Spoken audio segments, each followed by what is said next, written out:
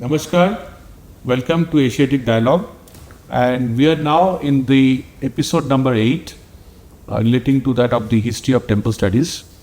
We have learnt a lot from Dr. Rajendra Yadav, sir. Now we are in fact going to discuss something much more interesting relating to temples and that of the temple types and on the typology of the temples, absolutely from that of the length and the breadth of our country. Now, first question which comes into my mind is that how the temples were evolved in India. Sir, if you can take us through that. Thank you. In India, we have two kind of evidences. We are, especially one is from archaeological and historical sources. So, if you saw historical sources are early texts like Ramayana, Mahabharata, Panini, Ashtadhyayi. These references, even though some Vedas also have some historical references of not directly temples, but the kind of references of worship. But as so far the archaeological remains is concerned, from archaeological context, we are getting some remains, especially during the excavation, and some bas reliefs of reported from Sanchi, Bharhut, and Amravati, and these areas, and Kanganhalli stupas. So from these sculptures or bas reliefs giving the better idea than the other textual reference. Because in textual reference, we are getting only the Devalaya, Alaya, and this kind of evidences, references we have. But in archaeological references, we have, especially when during the excavation, Besnagar have reported one early temple, which was absidal in nature, with followed by one mandapa. And similarly, another excavation, Mathura excavation, have reported one is a small temple. There is some kind of small platforms were made for the placing of the sculpture or placing of the deity, which was under the worship. So every village have this kind of platforms or a kind of chora, like Laura Bir Chora and all. This tradition is still prevailing in some of the areas in the country. Especially Banaras, if you get this kind of Laura Bir, and all the beers are belong to every mohallas have this kind of beers. From these prototype of temples, which was very absent, like one of the examples is reported from Nagari excavation. There is the Hathi Vada enclosure, which was excavated by one of the early pioneer scholars. That excavation have reported one platform in the center of this Bada. That is giving the remains of how this small platform was meant for the placing the deity, and the entire enclosure was the performance was made in inside the enclosure wall, and one inscription is also engraved in a Brahmi script that gives the concrete evidence of this puja sila prakara. Okay. That is a substantial evidence to fix this. This was the place of worship. So similarly, some other excavation like Kondapur excavation have also reported this kind of temples. And earliest Buddhist temple was reported that it was circular in shape from Bairat district, Alwar, Rajasthan. This is belonged to 3rd century BCE because there is one inscription was also found in front of the temple, and it was partially built masonry and wood. So this kind of early remains are made of perishable materials. So they over a period of time they have gone. But when they have started the structural temple, especially either built in a brick or in a stone. So that was the Gupta period when we are getting many remains in the structural temples in both rock cut as well as the structural temple in stone and brick also. But before the 3rd century BCE too, that was the period of 1st and 2nd century BCE, and these I am talking about in Buddhist context, we are getting bas reliefs. So Sanchi North Gate and South Gate have beautiful depiction of the Buddhist Chaityagraha, Chaitya stupas, and some kind of pillared porticos and like octagonal in shape, rectangle in shape. And these tree was worshipped, and leaves are coming out with this were octagonal and topped with the bag and bolted roof, like a Vallavi type of shikara in later period. So these kind of styles were prevailing, but these temples were in a wood. So that was the concrete evidence. During the 1st and 2nd century BC, we have number of variety of temples, either in built in a Buddhist context or in Brahminical also. After the 3rd century AD, when the Gupta came in prominence, that was the period when the most of the treaties have started to compile, like a Prajat Prapsha and other Puranas was written in Sanskrit in the northern India and South India also. So that was the time when the temple was evolved. So early temple, as so far the structural temple is concerned, we have the remains of our temple number 17 at Sanche and Kankali Devi temple at Tigwa, district Jabalpur, and there's the Parvati temple and Shiv temple Bhumra. And these were the Gupta period temples, when the early temples were very Nirandhara type, means without circumambulatory path. So Nirandhara temple was succeeded by the Sandhara Prasad, means a close Pradakshina path was there. Earlier in early temple like Bhumra and Parvati temple Nachna, they have the open Pradakshina path without covered. But in developed temple like Skandariya Mahadev, you will get the Sandhara Prasad with a covered Pradakshina path. So this is an evolutionary process from the proto-temple like a small sanctum sanctorum followed by one small portico, like temple number 17. This portico was supported on the 2 pillars. But if you gradually, if you come to the Tigwa, that was also just like a temple number 17, a small sanctum sanctorum and decorated door jamb. Door frame was quite decorated in this period, because the decoration start little early in the cave architecture, you can see. But here, the early T-shaped door frame has become very popular in Gupta period. So there is a certain characteristic of the Gupta period. On the basis of that, we are studied the door frame, we are studied the position of the Nadi Devis, which were placed on the top and they came down on the Pedya portion. So each and every component of the temple was named, like from the in plan with the Garbhagriha and followed by one small mandapam or portico is supported on pillar. But Garbhagriha was entered through a small entrance, and entrance was beautifully decorated with a door jamb, either the 3 shaka or 5 shaka or 7 shaka or 9 shaka. It was a gradually evolved. In similarly, as temple was evolved, the decorative motifs have also evolved, and each and every component of the temple was gradually developed. Like in early, they had the 3 shaka doorway and a simple Shipta Vitana, no, Samtal Vitana, this flat roof with the one lotus middle in the center.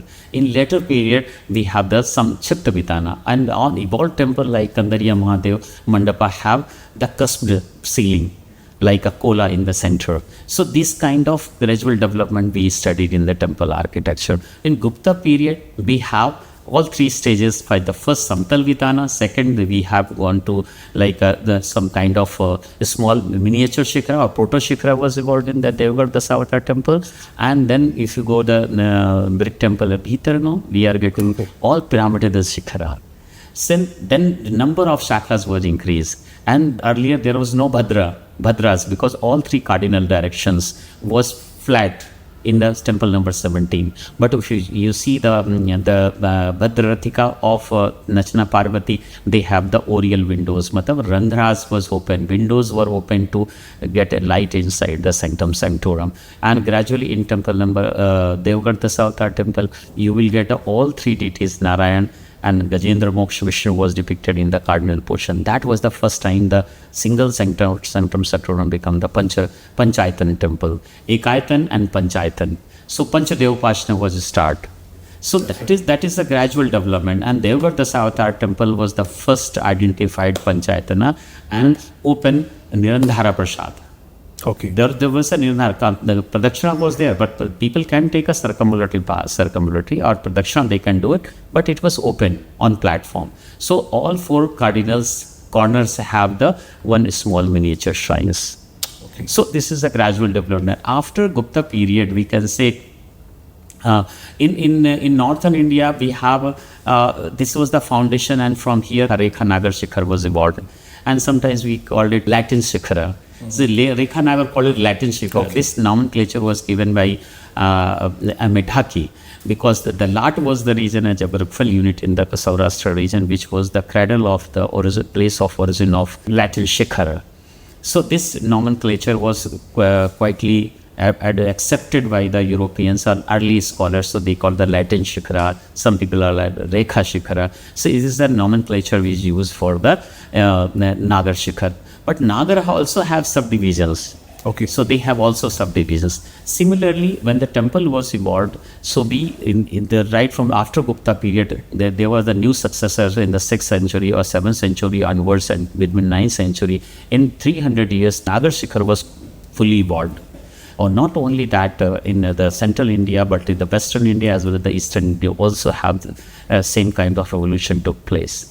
And the nomenclature we are using in the northern India is typically like a plan. They have gradually evolved, like some 2 new additions were made in the axial plan, especially Garbhagriha, followed by a vestibule, Antarala, the place between the Mandapam and Garbhagriha, that was called Antarala, Mandapa, Mahamandapa, and the Mukh Mandapa. So these are the axial plans, additions. Okay. And that similarly in more evolved temples have the lateral entry and the Mahamandapa also. And in vertical order, we heard that like Jagati was added in the, Jagati means one large platform was constructed over the platform, the main temple was evolved. So in vertical order we can say Jagati, Pitha, then Adhisthana, Janga, followed by Varandika. Varandika is top, this is a molding which was dividing the Sikhara and Janga. So over the Arandika, the main Shikhara was rest over it. And thus after Shikhara have the certain components. Shikhara, there was a Griva, then Amlaka, Amal Sarika, and Bijpura. That is the Kalasha was crowned on the top. And over Kalasha there was a Bijora or Bijpuraka. And then Dhwaj Purush is there, also is depicted in this. So this is all the way in vertical order. And similarly, in South India, that is called Dravidian style. So Dravid have different kind of nomenclature, which was totally different from the northern. But Adhisthana is there. Okay. So this was the gradual development. While there in North India 6th century was the similarly in 6th, 7th century when the Mamala style was involved in Mahabalipuram, they have developed a similar kind of component, but there was a very prototype in beginning, and gradually Vimana was evolved, okay, and Gopuram was evolved. So the temple in beginning they were also very modest in size. They are rock cut as well as the structural one. Now, we have learnt about the evolution of temples. Now, within this particular temple evolution, there are 3 basic styles. One is Nagar, second is Dravid, and Besara. So, if you can, take us through these, 3 styles of the temple constructions in India. Yes, Indian temple styles are broadly classified into 3 varieties. That is Nagara, Dravida, and Vesara. Because the early text of treatise, they are giving a number of lists. There's a long list, and some of there's 8 divisions, there are some of the 16, and some of the 56 also, the list of the 56 type of temples. But broadly, there was a 3 classification, Nagar, Dravid, and Vesara. Nagar is dominated in the northern India, that is Aryavar, because we have the Nagar Shikhar or Rekha Shikhar, and Dravid have the Dravid kind of Vimana. There was some square sanctum sanctorum crowned by the pyramidal Shikhara. Okay. Pyramidal Shikhara. But North India have the curvilinear Shikhara. It was gradually square, sanctum is square, same in the northern, like South India, but there is a curvilinear. Okay. So Rekhas or Bhadratikas are going to culminate at the Griva. Okay. So Griva was crowned by the Amlaka and Amal Sarika and Bijpura. But in the South India, Shikhara was known as a Vimana because there is a tapering pyramidal shape and culminated at the top, crowned by the Griva is there and crowned by the Stupi, that is a octagonal. And then Kalasha is the top. Okay. So this is the basic difference in Nagara and Dravida. And what is the, and the third one is a Vesara. Vesara is known for the area which is lying in the dividing line is a Tungabhadra river and all, Karnataka and Andhra Pradesh area, and Kanari is the Karnataka area, have dominated by the Vesara style of temple because they were sharing the common traits of the northern India temple and South Indian temples. So like Padatical is one of the central, and Mahbub Nagar temple in Andhra Pradesh is also a beautiful example of a Vesara style. Vesara style because temple was made like a rectangle in shape with a square sanctum in the one end and followed by a mandapa. And there was a Sandhara Prasad. They were the covered Pradakshina Pad. So the Devar Bhitti and Upana was like a in South India, and Sikhara was crowned by the like a Nagara. That is the Rekha Sikhar. So Rekha Sikhar component, because they have adopted both the styles, was put together. So like a Papanath temple at Pattatkal of Vesrai style. On axial plan, they were totally different. Okay. In axial plan, they have the Garbhagriha, Mandapam, vestibule, Mandapam, and followed by the Nandi Pitha or Nandi Mandapam and Bhog Mandapam, Kalyana Mandapam. Similarly, they have a series of Mandapam. And North India also have Garbhagriha, vestibule, Mahamandapa, Mandapa, and Mukh Mandapa. But these are the nomenclatures are there. In vertical elevation, the nomenclature in the South India would change because they have Upana, then Prastra, or then goes to the that is a kind of Bimana, because it is a pyramidal in roof and crowned by stupi. So they have the Prastra is a very prominent, and each tier was, each level was make with a garland of three basic components like a Sala, Kuta, Panjara. So this is known as Hara in their architecture style. So these are garland of Hara. Okay. Sala and Kuta and Panjara. These are alternate order. They are arranged. So this is the beauty of the South Indian temple. And in South Indian temple, always enclosed by, in developed, like our Chola period onwards, they are getting the Prakara wall. So each and temple was built within the center of Prakara. And because temple was the center for all activities, so they have beautiful Gopuram. So in Chola period, Gopuram was small, but in later period, Gopuram became very prominent during the Pandya period and later period also. So these in Vijayanagara, they have huge Gopuram. If you come to the northern India, they have totally temples start from the small platform, the small plain ground, and gradually they have evolved temple well, like Proto-Shekari, then Proto-Shekari become the Sekri style, and then become the Mahameru style. So Mahameru style, because Mahameru is known for its multiple spire was attached all around the main Sikhara. So the miniature Shikharas are known as Urshangras. So this was the beauty of the northern Indian style, but there is no Prakara as such in the North India is concerned. And the temple was, evolved temple was built on the level of platform. This kind of temple in northern India, Nagara style, was evolved. The platform was started to build in the late Gupta period, or you can say, but Pratihara period, that 7th and 8th century temple have all built over the platform. There are multiple shrines, not at the Panchayatana, Saptaitana, even 9 or 11